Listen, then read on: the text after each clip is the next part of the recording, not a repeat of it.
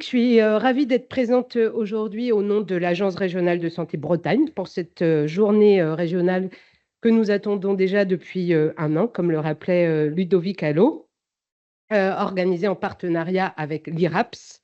Nous sommes donc très heureux de vous accueillir aujourd'hui.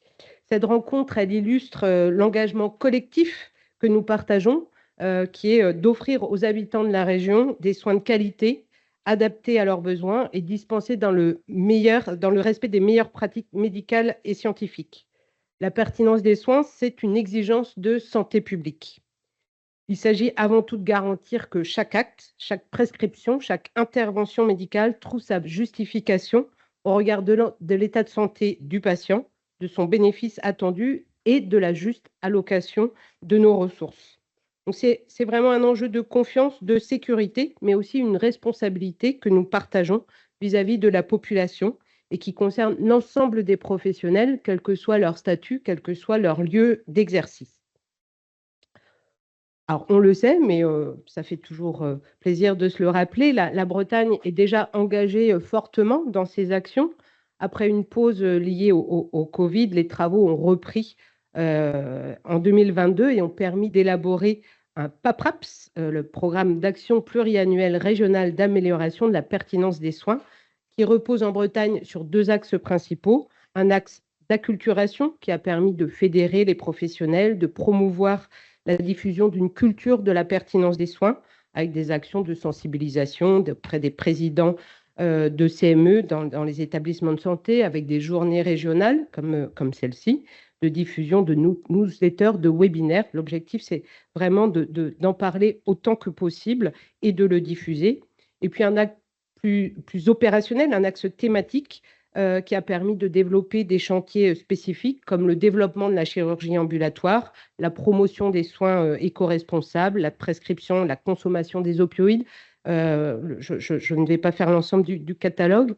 Les thématiques imagerie et soins éco-responsables, ainsi que la chirurgie ambulatoire, ont donné lieu à l'organisation d'appels à projets annuels, accompagnés financièrement par l'ARS depuis 2023 à hauteur de près de 620 000 euros sur ces 2 dernières années. Et c'est important de souligner cet effort qui a été réalisé. Alors on le sait, ce sont des démarches exigeantes, celle de la pertinence, implique d'analyser les pratiques, de confronter les résultats, d'accepter parfois de changer nos habitudes, mais elles sont aussi porteuses de progrès pour les patients et c'est ce qui doit être notre guide. La pertinence des soins ne peut pas se réduire à une décision individuelle ou institutionnelle, même si, vous le voyez, nous sommes aujourd'hui institutions réunies pour le porter, mais c'est une dynamique collective qu'il faut réussir à créer entre les professionnels de santé, les établissements, la médecine de ville, les usagers, les associations, les institutions. C'est à cette seule condition que nous pourrons consolider une offre de soins plus efficiente, plus juste, plus adaptée aux besoins réels de la population. Notre cible, ça doit vraiment être d'offrir le meilleur soin au meilleur coût dans tous les points du territoire. Alors, on a en Bretagne la chance de disposer d'une gouvernance solide sur ces enjeux qui associe l'assurance maladie, l'Omédit Bretagne, la structure régionale de coordination pour l'amélioration des pratiques professionnelles en santé, le CAPS, les directions, les professionnels des établissements de santé et l'ensemble, on l'espère, des professionnels de terrain, quel que soit leur lieu d'exercice. Donc cette gouvernance, nous l'avons dit, elle se matérialise au travers de l'IRAPS, que je remercie très sincèrement pour tous les travaux menés. C'est une instance qui est active et dynamique, on peut s'en féliciter en Bretagne, et elle est un vrai pilier dans l'animation de ces travaux. Donc on est heureux aujourd'hui d'échanger avec vous sur les réussites, d'échanger aussi, et c'est peut-être le point principal, sur les difficultés et les perspectives qu'on peut partager pour avancer sur ce chemin de la pertinence. Donc je remercie également tous les participants. Nous serons rejoints tout à l'heure par la direction générale de l'offre de soins au ministère de la Santé qui pourra nous apporter aussi un éclairage national. Et puis globalement, je vous remercie tous d'être présents et de participer à cette journée. C'est comme ça qu'on peut avancer sur le terrain de la pertinence. Alors, pourrai pas rester avec vous toute la journée, mais je serai là en pointillé. Donc, je vous remercie, puis je vous souhaite une très belle journée de réflexion, d'échange et puis de propositions. Merci à tous. Je passe la parole à Christelle Lebihan pour l'assurance maladie.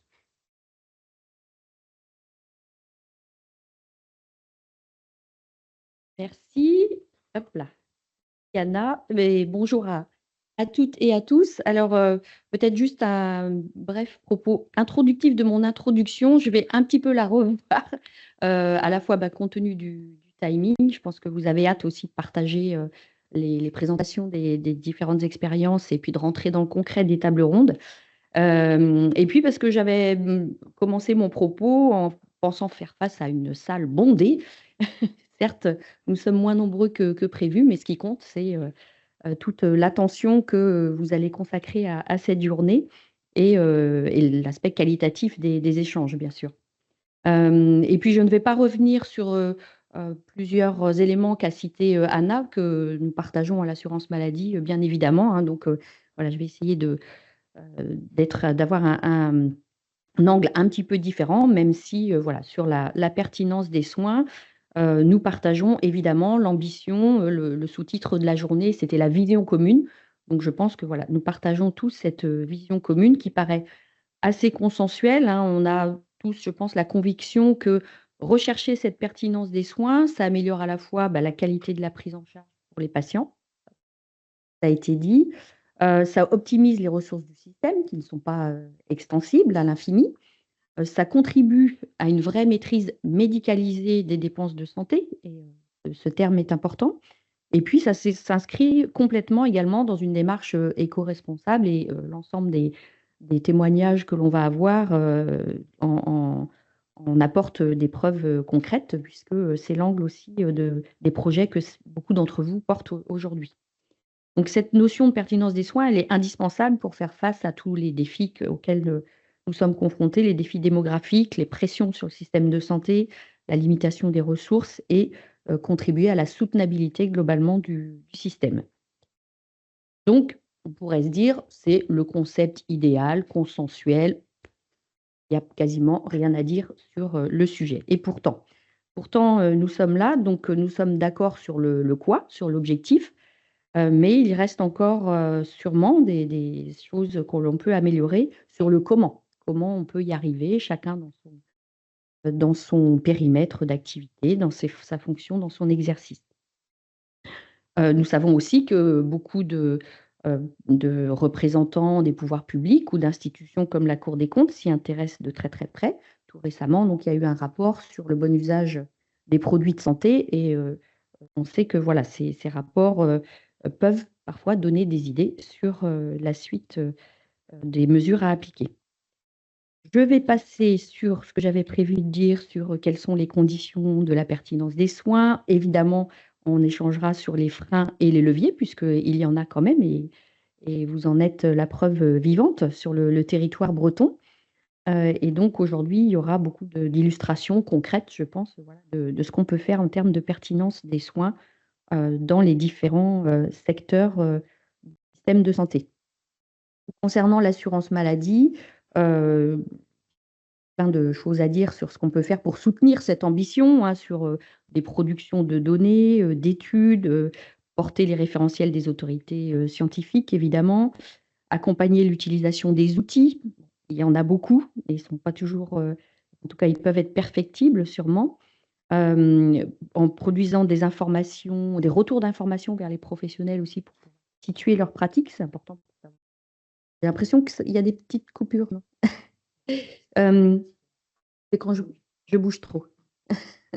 Donc faire des retours d'informations aux professionnels, c'est important pour pouvoir situer sa pratique et savoir si on est dans la, entre guillemets, «dans la bonne voie» ou en tout cas, si on peut avoir des pratiques comparables, aux confrères et consoeurs. Donc voilà, toute une série d'actions. L'assurance maladie, elle, évidemment, elle, aussi, finance, l'évolution de tous ces dispositifs, là, donc je ne vais pas vous assommer de chiffres. Et puis, également, donc en lien avec, l'ARS, les différents partenaires, on porte cette, thématique et on soutient comme on peut. C'est-à-dire aussi les professionnels, je prendrai l'exemple du développement des groupes qualité qui ont été initiés avec les représentants des médecins sur le territoire et qui maintenant passent dans une dimension généralisée à l'ensemble donc du territoire français. C'est un exemple d'innovation bretonne qui est reprise. Certes, ça a mis 20 ans, mais voilà, ça finit par plus de 20 ans par arriver. Et puis nous produisons également tous les ans un rapport chargé-produit de plusieurs centaines de pages, hein, mais il y a évidemment des synthèses mises à disposition sur le site amélie.fr. J'en profite pour faire la pub. Il est disponible dès à présent et quelquefois c'est intéressant parce qu'il peut préfigurer dans les propositions certaines mesures qui peuvent arriver l'année suivante dans la loi de finances. Donc l'édition 2025 est parue. Au cours de la journée, je pense, voilà, j'aurai l'occasion peut-être d'intervenir ou de rebondir en tout cas sur la dernière table ronde. Et sans plus attendre, je vais passer la parole donc à Monsieur Hutin, président de l'IRAPS, pour la suite de l'introduction.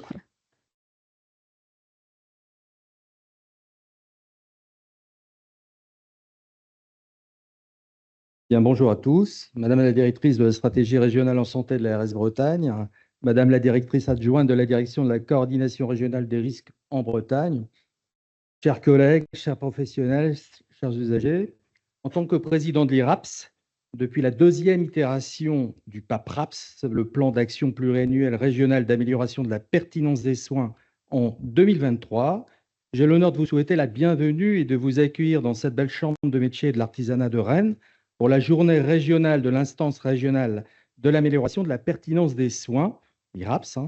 Votre présence, alors j'avais marqué nombreuse, mais on dira clairsemée de qualité, témoigne de l'engagement collectif qui anime notre région pour faire progresser la qualité de la pertinence des soins. Je me définis avant tout comme un professionnel de santé de terrain, partageant entre une activité d'interniste, d'hématologue et de réanimateur, à couteau suisse, émoussé mais toujours motivé par plus d'un quart de siècle d'expérience clinique.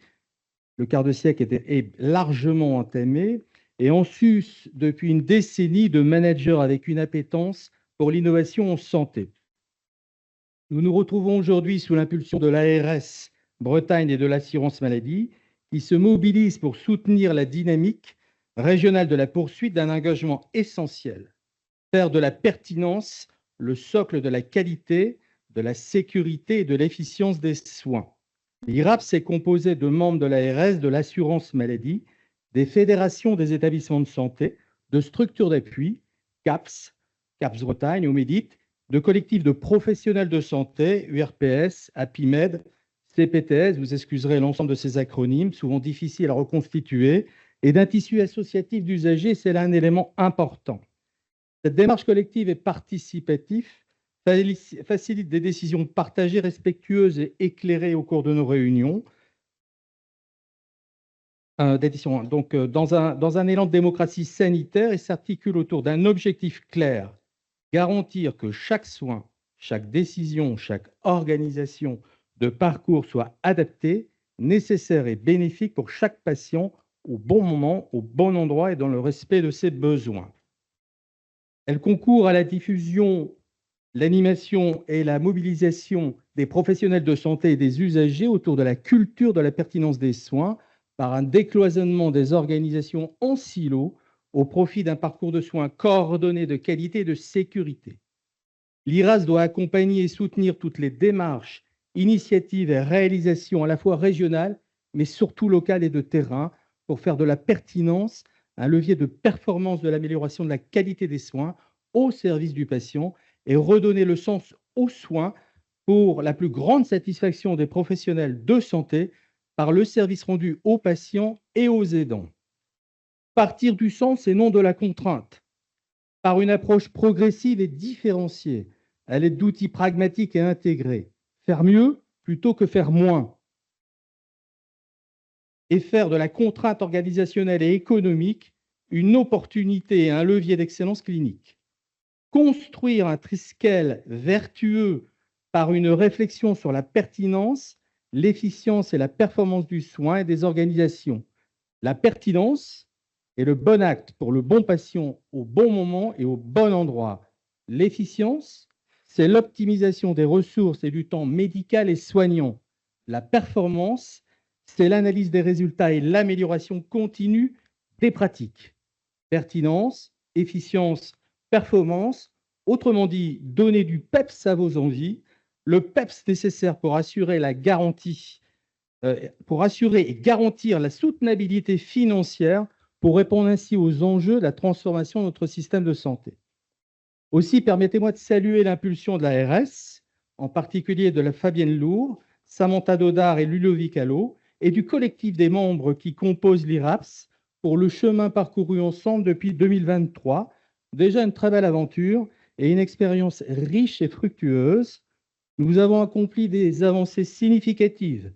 Nous avons la création d'une identité visuelle, bien entendu pour être visible, mais surtout pour être reconnue par notre communication et nos actions. La diffusion d'une newsletter annuelle, l'organisation d'une journée dédiée à la chirurgie ambulatoire avec le soutien de la NAP, mais également l'organisation de cette journée régionale pour un partage d'expériences et de perspectives. Nous avons également mené la promotion et la pertinence autour des initiatives locales par l'appel à projets, que ce soit en imagerie, aux soins éco-responsables ou en chirurgie ambulatoire. L'animation de groupes de travail thématiques, le mésusage des opioïdes, la prescription médicamenteuse chez la personne âgée dans le cadre du Choose Wisely, les mesures de restriction de liberté par l'isolement et la contention.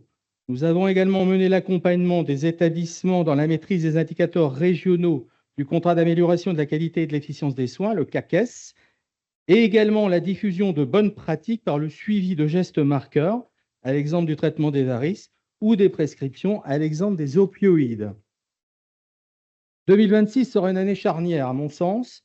Nous entrons dans une période de réflexion approfondie sur l'avenir de la gouvernance de la qualité des soins, en nous appuyant notamment sur les recommandations du rapport de l'IGAS 2024. Ce rapport nous invite à repenser notre pilotage et pourrait voir émerger une gouvernance nationale renforcée, s'appuyant sur des instances régionales comme l'IRAPS. Cette gouvernance devra cependant se construire et se nourrir de la réflexion de la création de comités locaux sur le PEPS, la pertinence, l'efficience et la performance, au sein de collectifs de professionnels comme les CPTS et les DAC, mais également des établissements de santé, en s'appuyant sur des territoires d'action appropriés aux contraintes démographiques, épidémiologiques et environnementales, et pour cela par la valorisation du temps soignant, du soutien managérial et de la contribution des usagers. Le patient et son entourage doivent être au centre des préoccupations du prendre soin par l'effacement de l'asymétrie patient-soignant administratif et d'une apparente démocratie sanitaire. Il faut dépasser les enquêtes de satisfaction et bâtir une nouvelle dynamique par le partage de l'expérience patient et ainsi lui permettre d'être pleinement acteur du soin et de son parcours. Gageons qu'avec l'âge, j'en suis persuadé.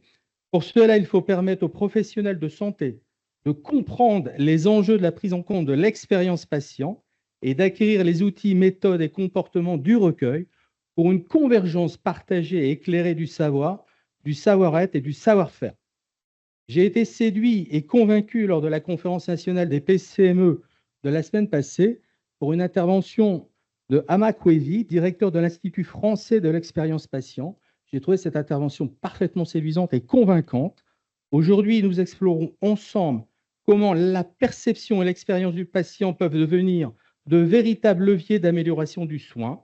Vous en aurez une illustration par les PROMS, encore un acronyme, mais pour le coup anglais, Patient Reported Outcome Measurements, que nous découvrirons ce matin autour d'une table ronde animée par Pascal Jarnot du CAPS Bretagne, illustre parfaitement cette nécessaire évolution d'une médecine centrée sur le patient et de ses besoins réels.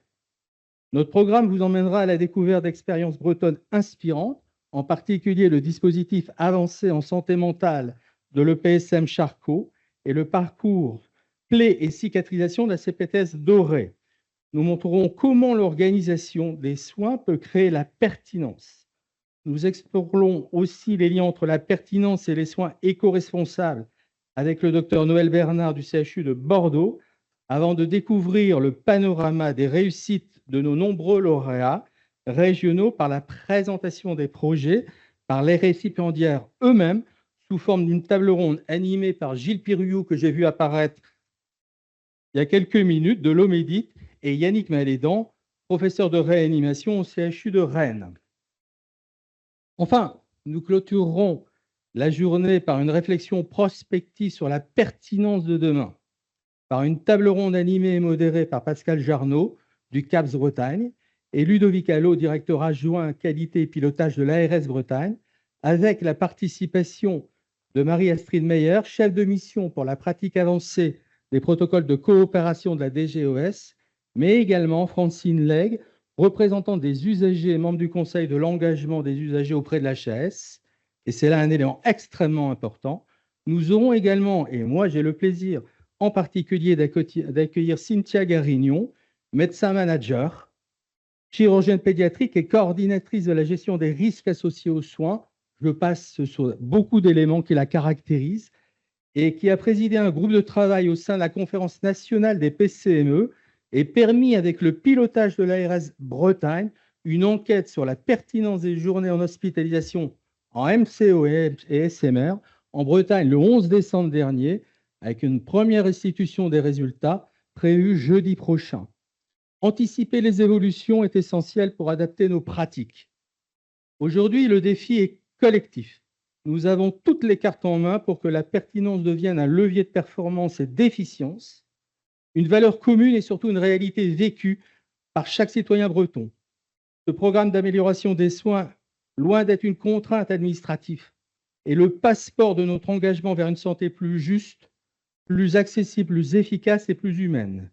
L'IRAPS incarne la démocratie sanitaire à l'échelle régionale en réunissant tous les acteurs, ARS, assurance maladie, fédération d'établissements, professionnels de santé, usagers et collectifs d'appui à la qualité. Cette richesse pluridisciplinaire et pluriprofessionnelle est notre force pour mettre le cap vers un triskel vertueux alliant pertinence, efficience et performance pour une soutenabilité financière à la transformation de notre système de santé, avec un objectif fondamental et prioritaire qui est le service rendu aux patients. C'est d'ailleurs, cette notion fera l'objet probablement au mois de novembre d'une conférence régionale réunissant les directeurs des hôpitaux et les PCME des établissements de la région. Ensemble, faisons en sorte que ces journées soient un moment d'échange, de partage et d'inspiration. Prenons le temps de valoriser les bonnes pratiques, d'identifier les pistes de progrès et de construire ensemble les parcours de qualité au service des patients et de la communauté bretonne. Vous excuserez mon absence pour certaines sessions, ma présence étant requise et on dira subordonnée à la commission spécialisée de l'organisation des soins sur les autorisations au cancer. C'est là une difficulté majeure pour moi.